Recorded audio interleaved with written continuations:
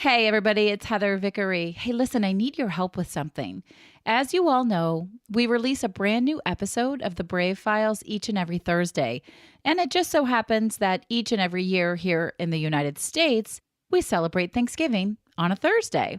So I've been giving it a lot of thought. What kind of episode do I want to release on Thanksgiving? And I've decided I want it to be an episode about gratitude. If you listen to the show regularly, you know that I believe firmly in the importance of having a gratitude practice and spending time with gratitude. If your mind and your heart and your energy is full of positive things, there's no room for negative and unhappy things to creep in.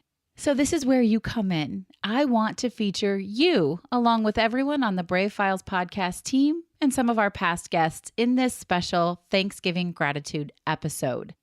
So here's what you need to do. It's going to be super easy, simple, and fun.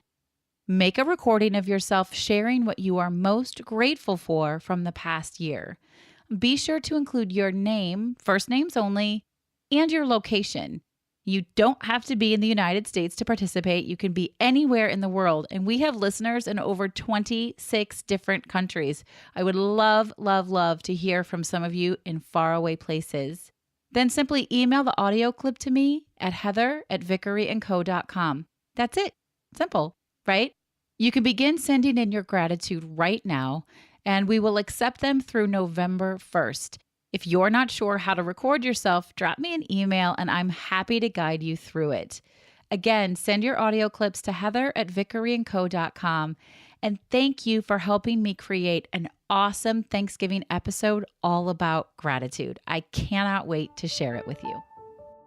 Art, crazy, love.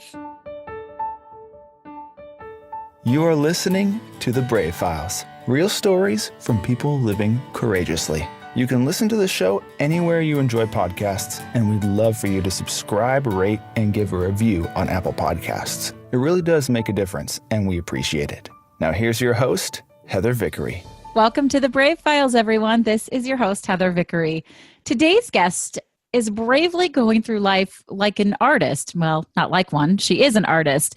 And she believes that art is the journey to recovery and self-esteem. Erin loves to break boundaries and bring living art and the unexpected into the world. And she's going to tell us what that means. Erin, welcome to the show. Hi, thank you for having me. I'm excited to have you. Can you just quickly give our listeners a little information about who you are and what you mean when you say art is the journey to recovery and self-esteem? Sure. I'm an artist by profession, so I make sign art at Trader Joe's, which I enjoy tremendously. And then I love the art at Trader Joe's. I know you don't do you're not local. Erin is not local to me, but I think it's all really fun, the stuff I see at Trader Joe's. Yeah, I put a lot online, so you can check it out on my Instagram. Trader Joe's, now you should sponsor our podcast now that you've gotten some free press. Awesome. And I also just love painting and performance. And when I mean performance, I mean, anything that extends into life that is engaging. It doesn't have to be on stage. It can be, as I like to put it, on a train car, asking some people to dance, which has happened. It is. It's so cool. Yeah. And then also stuff like, for example, performing in front of people, live painting, so that they get to enjoy what painting looks like as a process.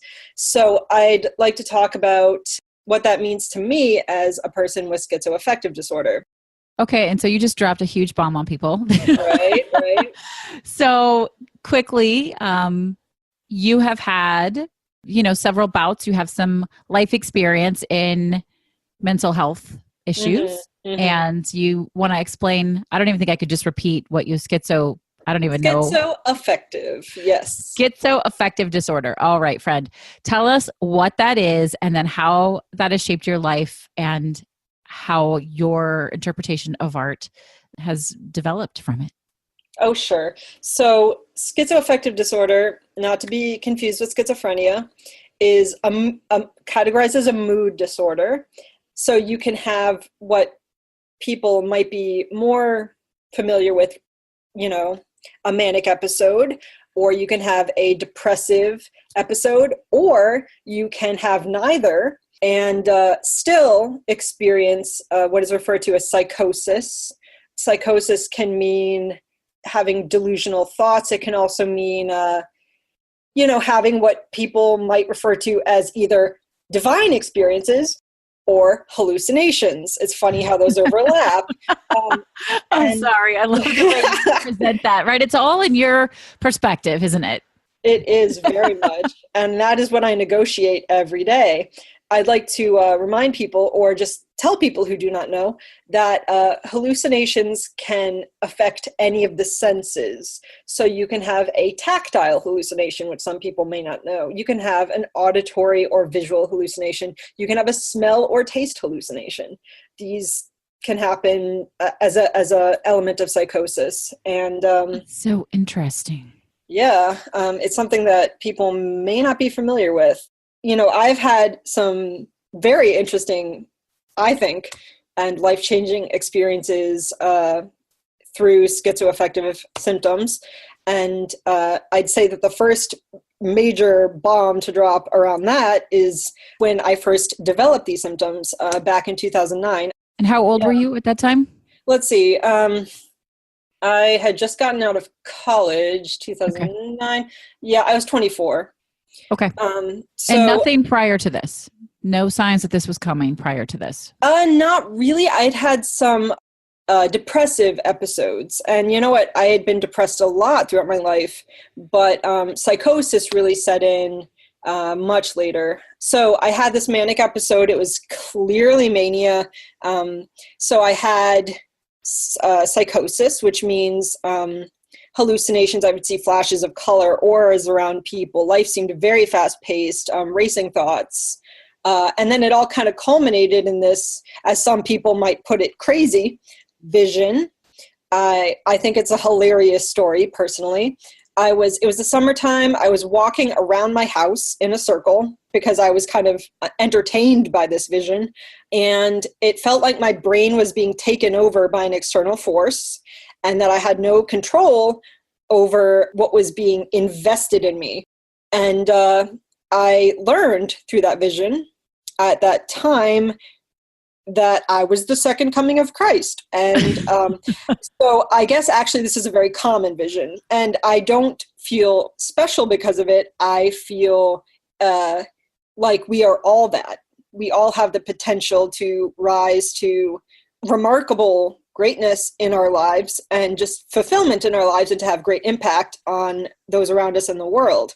So I totally agree. I don't know that, and I don't know where everybody stands on their religious standpoint. So if you believe in Christ, I don't know, maybe it is Christ-like behavior. Yeah. So I found it entertaining because I looked at myself as a very lowly person. And as an appreciator of poetry and irony, I thought it was hilarious. I thought that this idea that such a lowly being could be so, what word can I use? Important, just like we are all important, could step over into the world of good. And I have very high standards for what good is. I feel like it requires a lot of bravery. Mm-hmm. So I laughed a lot during this vision. I very soon after that went to the hospital. I dropped into a depression, and I also had these symptoms of mania. And then I was in and out of the hospital for years after that. I've been out of, my last hospitalization was, last year, almost a year ago. It was during the summer. And, I've been stable for years, and I actually admitted myself because I kind of felt like I needed a tune-up. I do take medication every day to prevent symptoms of this kind of arising. And also, I've had a lot of profound, to me, hard to pin down either crazy or religious experiences. And one of them just sticks in my mind immediately after this kind of big vision type thing.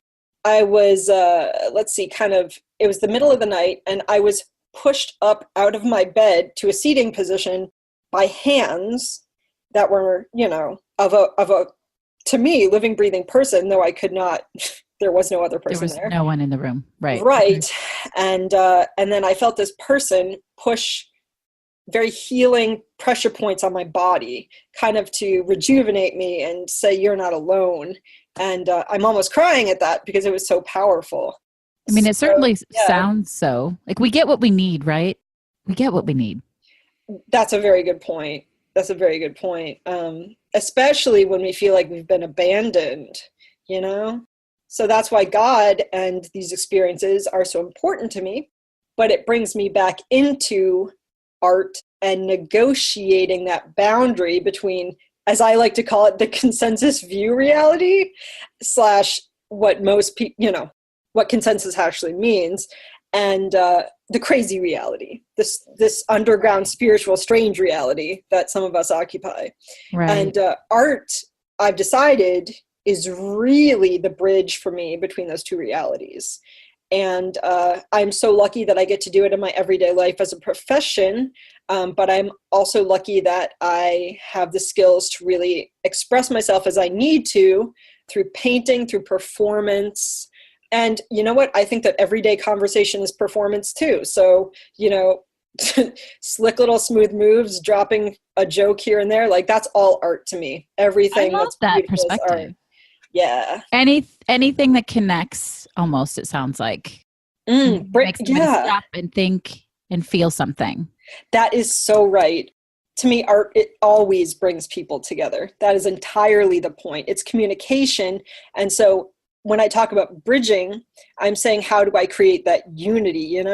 How can I be close to other people who might not share my reality? And how can I just exist in a reality that feels alien, which may or may not be either at a specific time. Yeah, that is super profound. It's very interesting to me. I have never personally had an episode or an experience where I feel like somebody else is affecting me that's not really there, or where I hear somebody talking to me. But you're not the only person I've ever known that does that. And sometimes it's, whatever. It can, I think whatever you want it to be that helps you grow and become the person you're supposed to be. For some people, it's maybe their inner conscience, or whatever. If it works for you for it to be spiritual or God, I mean, who am I to judge that? So I think it's such an interesting perspective, and I love how you've taken those experiences and found a way to propel yourself forward and connect with people and honor those parts of you that maybe others feel different or strange, and make something really beautiful out of that. I definitely try. It's both how I live and my mission and my life goal. And as my therapist told me, which is an incredibly comforting thing to hear, art chose you. And what she meant by that was, don't worry about it. Yeah. Like, don't worry too much about your mission. Don't worry too much about who you are. Just know that art is part of you and it cannot leave. You're not going anywhere. It's not going anywhere. Yeah. I found that incredibly comforting. Do the thing. Listen to yourself and do the thing, right? Yeah. That's I dig simply that. put, but very... It is. It's simply, but yeah, it's like we can complicate things all day long. But the fact of the matter is, whatever your mind, your heart, your subconscious is telling you to do, just go do the thing. I mean, unless it's really bad, like killing somebody, don't do that thing. Don't listen to that voice. Oh yeah. That's not going to get you too far, and it's not going to help. Good. So Erin, tell us a little bit more. You touched on this earlier, but I'd love to dig in a little more about the concept of living art, and how are you practicing and sharing living art? Sure. So I do believe in missions. And by that, I don't, I kind of tilt towards the grandiose, but, I've learned and been told that grandiosity is a quote unquote symptom of schizoaffective disorder, as it is mania, as it is schizophrenia. And, I don't know about depressive disorder, but it could be. So my mission, I find, is to uplift people. And I really try to do this all the time. So a little contrast, I can create a little contrast here to kind of highlight how bravery really comes into this. When I was a kid, I was really shy and really perfectionistic. And I loved art. and I even love to draw, but I kind of created my own style that was safe, and like I just stuck to it, and I really didn't know any technique at all. The reason was because I was afraid. I was afraid to draw in front of others. I was afraid to be, quote unquote, as I put it, bad at art, because You can't be bad at art, can you? Is that a thing? Well, I mean, it depends. Like a lot of people think that art is kind of just anything goes. I do not believe that. I think that there is excellence. I think that there is, there are gradations of greatness to art. And that really not everybody is going to be a famous artist, but art is a representation of you. I don't think you can do it wrong. You could do it differently. And some was appreciated more than others, but I don't think you could do it wrong. That's true. And that's kind of what I had to learn. So it took me, many years getting out of college. And even in college, I dropped out of video because I was afraid of being quote unquote bad at video. And I didn't want to be the worst person in the class. And I had all these fears around art. In fact, there's a book, Art and Fear, which I've not read, but a lot of people I know find very helpful, that addresses this topic. We'll put that in the show notes, everybody. Sure. So I got to a point where I started learning technique first on my own, and then I got comfortable enough to take a drawing class, and then I was drawing in front of other people, and that was a big, big step. And then I had a breakthrough where I was like, oh, I get it. Drawing is about almost like breaking your brain. It's about rewiring your brain so that you are not looking at yourself, your own mind. You are looking at the external world. And you are not simply drawing what you think a face looks like. You are drawing the shapes of a face. And that was just this monumental breakthrough for me. So I really started learning how to draw, technically. And I'm jealous. I can't even draw a box straight. It's bad. My girlfriend would tell you I can't do anything straight, but that ain't a bad thing. That ain't a bad thing in this world. No, it's a good thing to mess with boundaries. So then how did this help me? So that was a big step with bravery, opening up. And then I got to a point where I felt comfortable enough to stand in front of a room of, I'd say 200 to 300 people at a performance. It was a hip hop show. And I faced away from the audience so they could see my canvas, or in this case, canvases, because I kept rotating them out. And each act got its own painting. So I was listening to the music and feeling the vibes of the room and the performers. And that is something that I interpreted through my painting. I just painted what I felt, painted what I heard, painted even what I kind of saw in a way that I'm going to use the word synesthetic, but in a very loose way, because some people have a serious condition with that. And it was really cool. It was like a jam session. So I've done this a bunch of times. I've busked on the street with a friend. He plays drums. I paint. This happens in we did this a bunch of times in a city near me. I live in Massachusetts, so we did this in Lowell. I would just take my paints wherever I went and do this on street corners, and it was super fun. I would have loved to have encountered you doing that. I love street artists. It's so fun.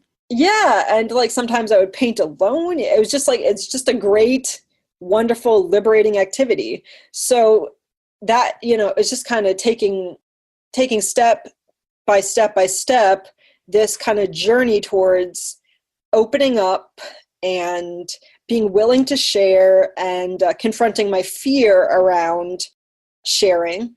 And then I kind of brought all this stuff into my life at large, because I do not believe that art has boundaries. I believe that art is everywhere. It's everywhere we find really cool human stuff.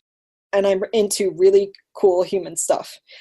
So me too. I love that. That's why you have this show. That's why I have this show. Yeah.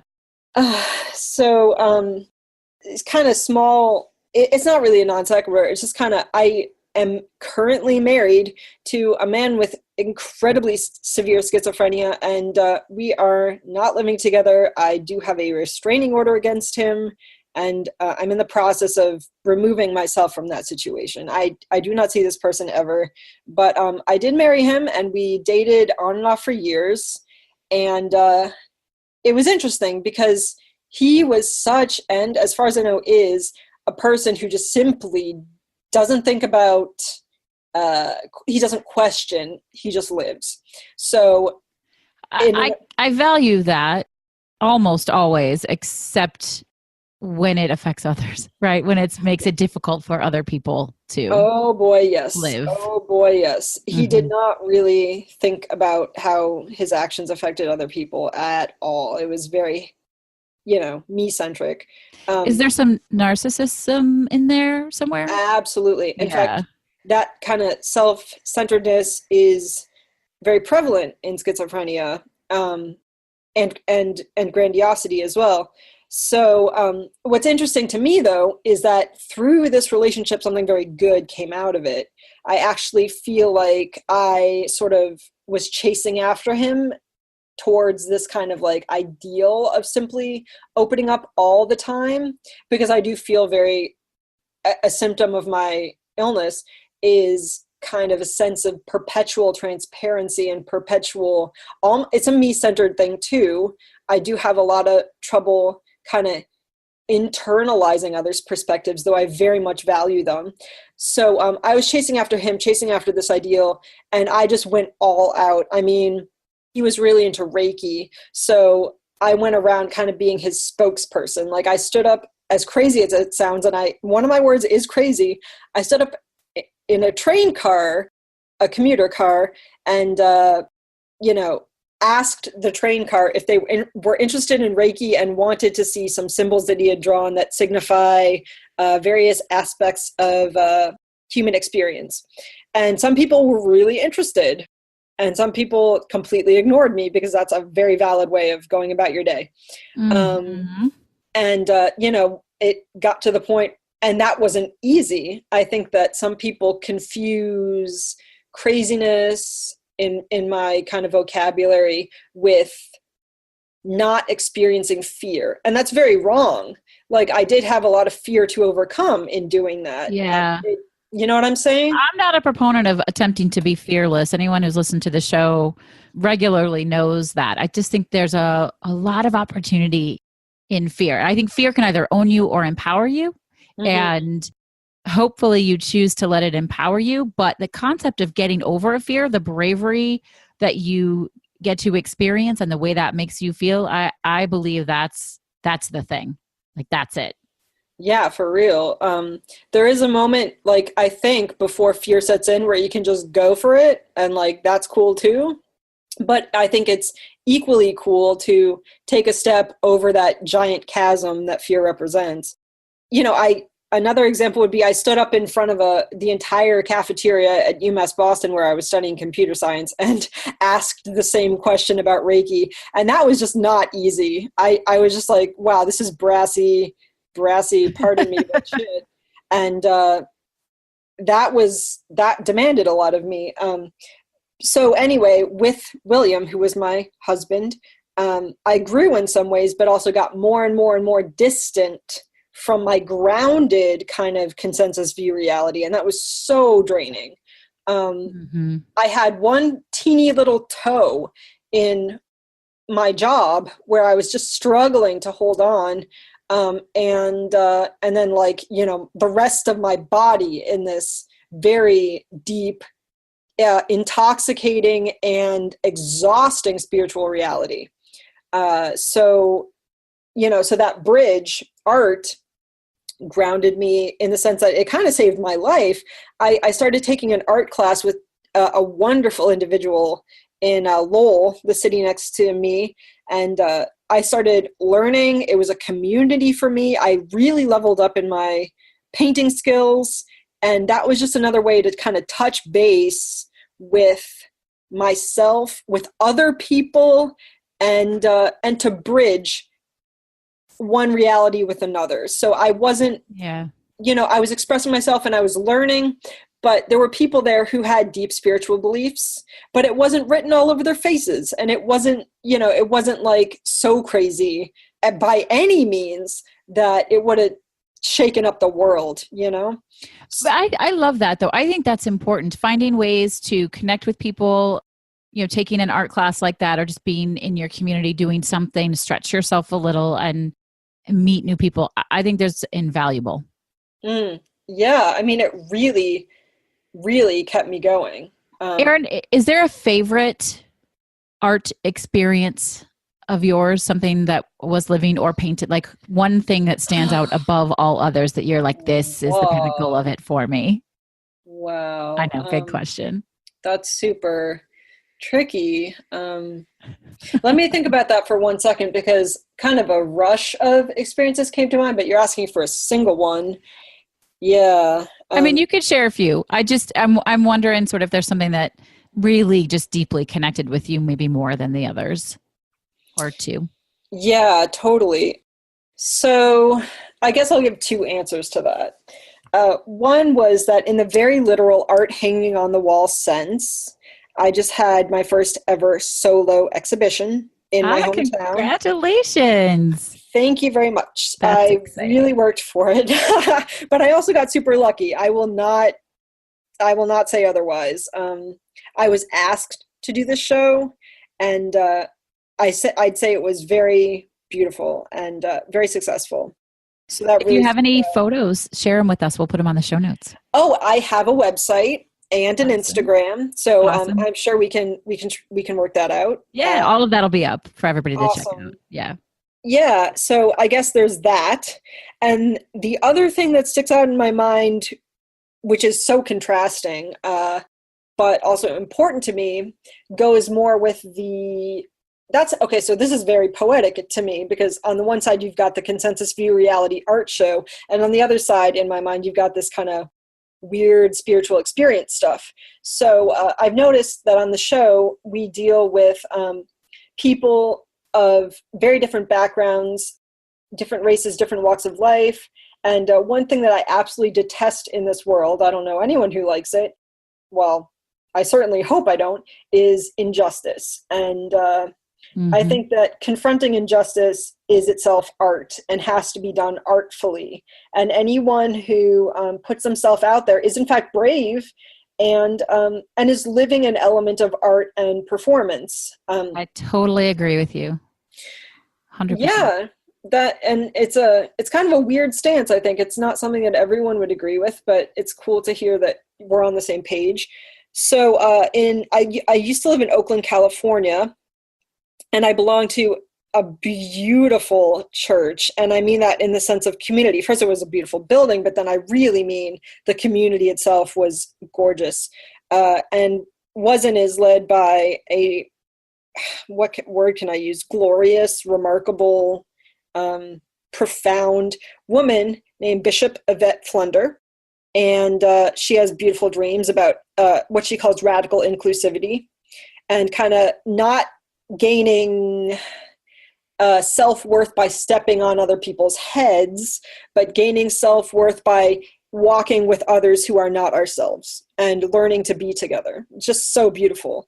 So that brings me to one moment where, so this congregation was mostly Black and also had a very diverse gender pool. There were a lot of trans people there, lots of same-sex couples and gay and lesbian people, et cetera, and people who had kind of been turned away. And so there was a moment, and, I am white. I also consider myself pansexual and not exactly female, so I kind of fit in the margins of a lot of things. But at one point, she was giving a very profound sermon on how Jesus rode into Jerusalem, not on a white stallion, but on a donkey with a baby donkey. And both his humility was profound, but also his declaration of his mission in front of witnesses was profound, and how it is valuable for each and every one of us to step up quite literally and declare our missions in front of others, because it's called accountability. It's called, we see what you're doing, we see it, we honor it, and we're going to hold you to it. So I had this moment where she was giving this sermon, and she says, there's someone in this room, and pastors say this, but believe me, it spoke to me. She said, there's someone in this room who's deciding what their mission is and is building up the courage to get up and say what it is. And I'm like, oh God, it's me. And that's just the way my brain thinks. I can almost picture it. Oh yeah. And this is not just a few people. This was hundreds of people. So I actually got up in the congregation and said, I'm here, Bishop, audibly. Everyone in the room could hear me. No one kind of blinked because stuff like this happens in church. And especially, as she puts it, Methodapticostal churches. And because that's how she dubbed this particular church, denominationally. And then I sat back down, and then I got up again and said the same thing. So what I felt I was doing there was kind of taking on, I don't know about taking on, but taking a small degree of responsibility for my part in injustice in the world, and specifically a great, to me, disgusting injustice, which is racism. And that, to me, required ridiculous amounts of bravery. I can't even emphasize that. And you felt like that was an expression of art for you as well. Oh, absolutely. I mean, that is, to me, art. Like, that is the essence of art, because not everyone is going to like it. Not everyone is going to agree with it, but it was me. It was me. And it was action. And I believe art is a kind of action. So that those two experiences, my super grounded, traditional blah kind of art show, which I'm not diminishing, and then my kind of spiritual experience that I had in that church, those go together. And I'll kind of tie that up with a really, to me, heartfelt anecdote. I had to leave, and not had to, but chose for a lot of good reasons to go back to my hometown in Massachusetts after living in Oakland for, I'd say, a couple, 2.5 years. And on the Sunday before I left, Bishop Flunder called me to the front of the church, and she says, now, Erin, when you are riding into Jerusalem on your donkey, I'm like, okay, I don't know where this is going. She says, you need to remember. And she was talking about Massachusetts. I think she said when you're riding into Massachusetts on your donkey, actually. Yes. She followed that up with, you need to remember that you need compassion, not just bravery. You need compassion. And that has just been it for me. It's like, that's the final frontier, that's what comes after all of this. That's absolutely important. Yeah. Compassion is magic. Wow. Compassion. I've not heard it put that way. It is. It's almost like a magic key, right? At the core of all the things. And it's funny because, in a few minutes, I'm going to ask you to share your favorite charitable organization, but not quite yet. But when I talk about that, the root of all of that is the understanding that while we may not be able to fully understand why someone feels the way they feel or how someone has been treated, we can treat them compassionately. We can treat them justly and with kindness and with love. You don't have to understand what somebody else is experiencing to support them. And you don't have to approve either. You just have to choose to compassionately support them and love them and stand by them. Oh my God, that is so where I've landed right now. I mean, as far as this whole grandiosity type thing in my life, this strand, I've kind of decided that, and I work the registers at Trader Joe's, every time someone comes through my line, I just focus on them. I say, how can I make this person's day better? And to me, that is so essential to things like fighting racism and injustice of all kinds. It's about how do you just treat everyone well. Like a human. Yeah, like a human being. Absolutely. I love that. We are coming close to the wrap of the show, but there's something that I always ask, and I don't want to not ask it for you because I actually think I'm really excited to hear your answer. As you've grown and you've learned how to display yourself and your art, how do you celebrate when something feels successful to you? How do you celebrate? Okay, well, I mean, first of all, the first thing that comes to mind is that the joy that results from success is how I celebrate. But just allow yourself to feel it. Yeah. But furthermore, I think it's totally spontaneous. So one time in one of my quote unquote crazier moments, I had this inkling in my head. I was listening to myself and I said, someone on this train is an angel. That's probable. So I, after chickening out a couple times, I just make eye contact with this dude and I just go up to him and I'm like, are you an angel? And he smiles quietly and nods. And I just freaked out. I quietly freaked out inside. But then as the train pulled into my station, I just bolted. And I wrote on Facebook that day, they thought I was running to catch a train, but it was joy. So that kind of feeling is really, really what drives me. I mean, we all find it in different ways, and you never know. That may have been just what that man needed that day. I hear you. Right? So we don't know. So now I would love for you to share. We've talked about, the importance of it, what your favorite charitable organization is to support. Sure. I've thought about this question a bit. So I routinely give what I can give to Chris Murphy, who's the junior senator in Connecticut, because I really like his views and how much he has fought for justice. And I would encourage, so that's not per se a charitable organization, but I would encourage people to support political candidates who they believe will bring about positive change. I love that. You're right. It is not a charitable organization, but it is a community element. It is, cool. Yes. I love that. Support your local politicians who can move the needle forward in the right direction. Yeah, definitely. Because at a grassroots level, at a local level, that's where we can make the biggest impact. We all know trickle down doesn't work, right? You got to start from the bottom and work your way up. Totally. Yeah. I dig that. I love that, Erin. So, I always ask in this section that you go out and get to know the organization that our guest has talked about and share them. But in this case, I'm going to ask you to find a way to support just one new local politician. Whether that means you go to a rally or you make a donation or whatever that is, we've all got to fight together. We've all got to be in this together. So I love that. So go out and do the thing. Erin, can you share your 3 words with us one more time? Absolutely. Art, crazy, love. Art, crazy, love. Those are great words. You have so much energy. I can feel the energy through the microphone. I so hope that one day I have the opportunity to see you do some sort of live art experience, because I think it's got to be really empowering and impactful for the people that you encounter. And, I appreciate the refrain, crazy is as crazy does, right? And my grandmother suffered from bipolar disorder.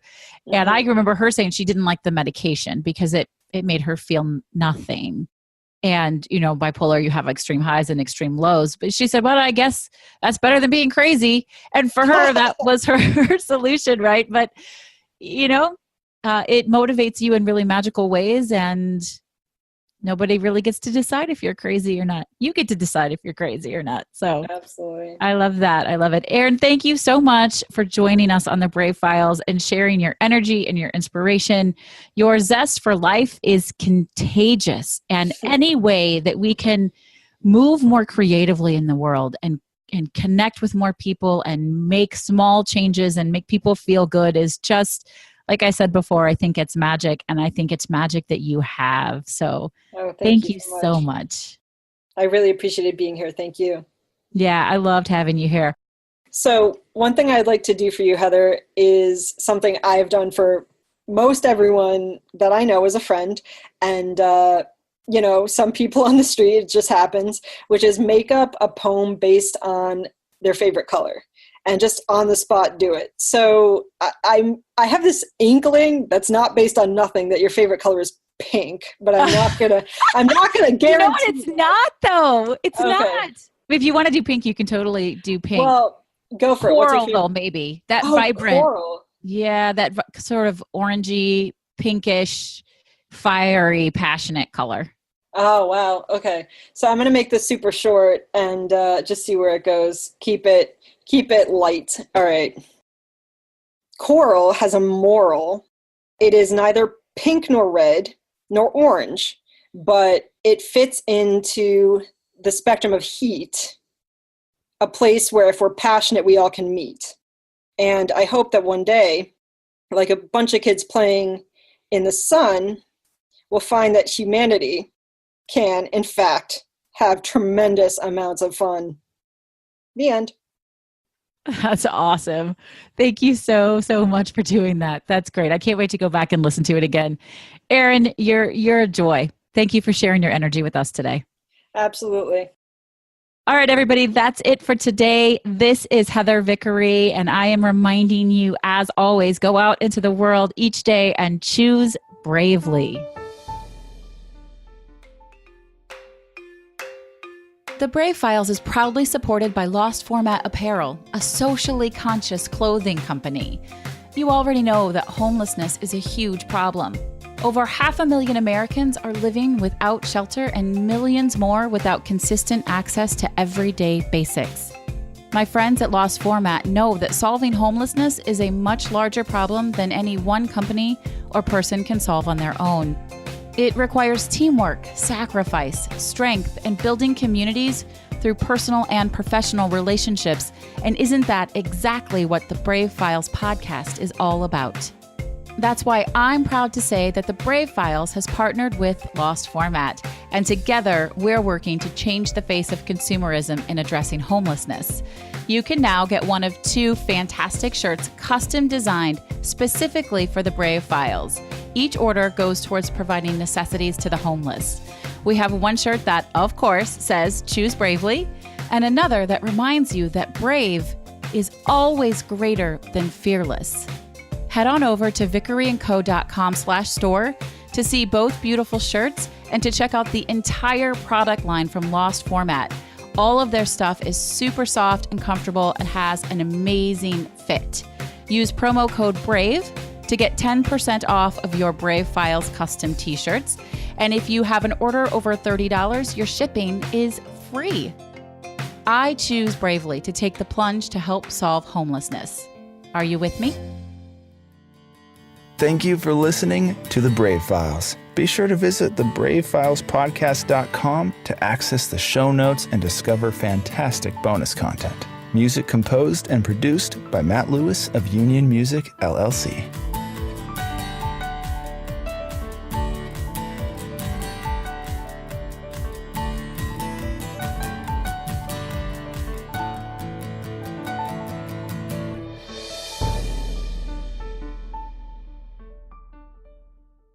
Special thanks to our editor and audio mix expert, Andrew Olson. I am eternally grateful for all that he does to make each week sound so fantastic. You can hear more of Andrew's work at findandrewolson.com. The Brave Files is proudly supported by Lost Format Apparel, a socially conscious clothing company. You already know that homelessness is a huge problem. Over 500,000 Americans are living without shelter and millions more without consistent access to everyday basics. My friends at Lost Format know that solving homelessness is a much larger problem than any one company or person can solve on their own. It requires teamwork, sacrifice, strength, and building communities through personal and professional relationships. And isn't that exactly what the Brave Files podcast is all about? That's why I'm proud to say that the Brave Files has partnered with Lost Format, and together we're working to change the face of consumerism in addressing homelessness. You can now get one of 2 fantastic shirts custom designed specifically for the Brave Files. Each order goes towards providing necessities to the homeless. We have one shirt that, of course, says choose bravely, and another that reminds you that brave is always greater than fearless. Head on over to vickeryandco.com/store to see both beautiful shirts and to check out the entire product line from Lost Format. All of their stuff is super soft and comfortable and has an amazing fit. Use promo code BRAVE to get 10% off of your Brave Files custom t-shirts. And if you have an order over $30, your shipping is free. I choose bravely to take the plunge to help solve homelessness. Are you with me? Thank you for listening to The Brave Files. Be sure to visit thebravefilespodcast.com to access the show notes and discover fantastic bonus content. Music composed and produced by Matt Lewis of Union Music, LLC.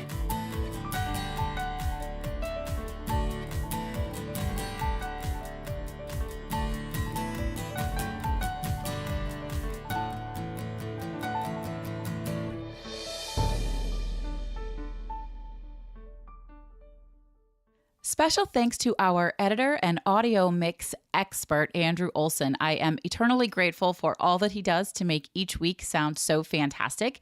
You can hear more of Andrew's work at findandrewolson.com.